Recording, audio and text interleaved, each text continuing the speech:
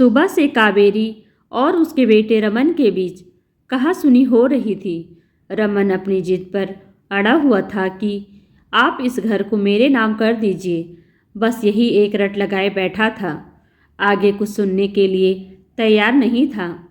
हम दोनों तभी बात करेंगे जब आप घर मेरे नाम पर करोगी, ये कहकर पैर पटकते हुए घर से बाहर निकल गया था। कावेरी जी सोच रही थी कि मेरे जीते जी घर बेटे के नाम कैसे कर सकती हूँ। कल को किसने देखा है, मैं उसकी बात हरगिज़ नहीं मानूंगी। बहू सोनल अलग रसोई में खाना बनाते हुए बड़बड़ा रही थी कि यह घर पैसा अपने साथ लेकर जाएंगी क्या? हम उनके अपने ही तो हैं। कावेरी जी सोच रही थी कि अपने होते तो इस तरह का बर्ताव कभी नहीं करते। एक हफ्ते से पीछे पड़ा है, घर उसके नाम कर दो। अचानक ही कावेरी जी को ससुर की बातें याद आई थी। मरने से पहले उन्होंने कहा था कि कावेरी बेटा, अपनी संपत्ति किसी को मरने से पहले मत देना, मरने के बाद तो उनका हो ही जाएगा। यह मेरी सीख है बेटा, गांठ बांध कर रख लेना। वो उसी दिन याद आए जब वह शादी करके इस घर में आई थी। सास उसे पसंद नहीं करती थी क्योंकि वह ससुर की पसंद थी। कावेरी के पिता सुरेश और ससुर दोनों अच्छे मित्र थे। कावेरी की माँ जब वह छोटी थी तब ही गुजर गई थी। कावेरी के पिताजी ने ही अपनी पत्नी के गुजर जाने के बाद कावेरी को पढ़ा लिखा कर बड़ा किया था। एक दिन दोनों दोस्त पार्क में मॉर्निंग वॉक कर रहे थे तो कावेरी के पिता को वहीं पर दिल का दौरा पड़ गया था। सभी लोग उन्हें अस्पताल लेकर गए परंतु उनकी जान नहीं बचा सके। मरने से पहले कावेरी के पिता ने कुमार से बेटी की जिम्मेदारी लेने को कहा था। वैसे वह पढ़ी लिखी सुंदर थी। अपने दोस्त की आखिरी इच्छा पूरी करने के लिए उन्होंने कावेरी को अपने घर बहू बनाकर ले आए थे। सास को यह पसंद नहीं आया था। उन्हें लगता था कि माता पिता के न होने से वह हमेशा यहीं रह जाएगी और बेटे को ससुराल से मिलने वाले तोहफे नहीं मिलेंगे। इसलिए वह कावेरी को बहुत ताने देती थी और पूरे घर का काम उसी से कराती थी।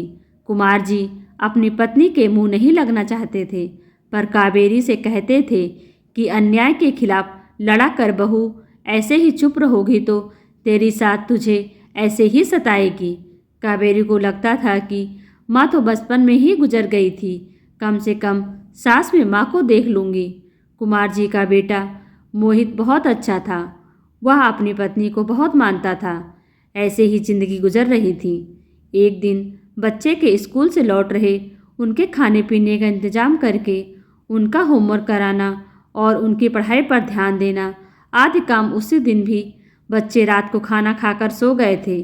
वह मोहित का इंतजार कर रही थी। उसी समय फ़ोन पर एक अननोन कॉल आता है। उठाया तो वह पुलिस इंस्पेक्टर का फ़ोन आया था। उनके फ़ोन कॉल से उसे पता चला कि मोहित का एक्सीडेंट हो गया है। अपने ससुर की मदद से वह अस्पताल पहुंचती है परंतु तब तक मोहित की मौत हो गई थी। कावेरी और मोहित के 2 बच्चे थे, बेटी निम्मी और बेटा रमन। मोहित पढ़े लिखे थे परंतु अपना व्यापार करना चाहते थे, इसलिए पिता से लड़ झगड़ कर एक किराए की दुकान खोल लिया था। दुकान ठीक से नहीं चलती थी लेकिन पिता के साथ मिलकर रहने के कारण तकलीफ नहीं होती थी। कावेरी की सास को लगता था कि बेटे को अलग रहने के लिए भेजेंगे तो वह अपनी जिम्मेदारियों को अच्छे से समझेगा, पर ससुर नहीं चाहते थे। उन्हें मालूम था कि दुकान से होने वाले आमदनी से 2-2 बच्चों की परवरिश करने में उसे तकलीफ होगी। सास की जिद के आगे उन्हें घुटने टेकने पड़े और मोहित के परिवार को अलग घर में शिफ्ट होना पड़ा। अब कावेरी भी पति के साथ दुकान पर बैठने लगी। दोनों मिलकर इतना तो कमा ही लेते थे कि अपने बच्चों की ज़रूरतों को आसानी से पूरा कर सकें। हर रोज़ की तरह उस दिन भी कावेरी पहले घर पर आ गई थी क्योंकि बच्चों के स्कूल से घर लौटने से पहले ही वह घर पहुंचकर सास के मना करने पर भी कुमार कावेरी और बच्चों को लेकर अपने घर आ गए थे। कावेरी अभी भी दुकान संभाल रही थी। घर और बाहर की तथा बच्चों और सास ससुर की जिम्मेदारियों को निभा रही थी। फिर भी कावेरी को सास के तानों को सहना पड़ता था। इस तरह सालों बीतते गए। बच्चे भी बड़े हो गए थे और सास की मृत्यु भी हो गई थी। कुमार जी ने ही मोहित की बेटी निम्मी की शादी धूमधाम से कराया। आज की तारीख में वह विदेश में अपने पति के साथ मिलकर आराम से रह रही है। रमन की भी शादी हो गई है।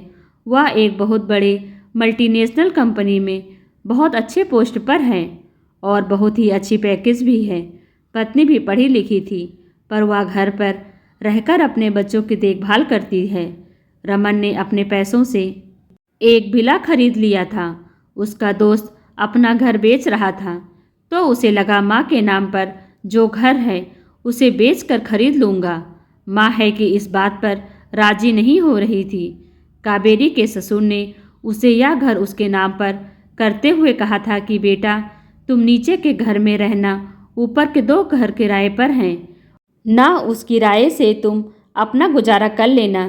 तुम्हें किसी के आगे हाथ फैलाने की ज़रूरत नहीं पड़ेगी। किसी के बहकावे में मत आना। बच्चों के मोह में अपने पैर पर कुल्हाड़ी मत मार लेना, कहते हुए गुजर गए थे। बेटा भी साथ रहता है, पर मजाल है कि घर खर्च के लिए वह आगे बढ़कर पैसा देता हो।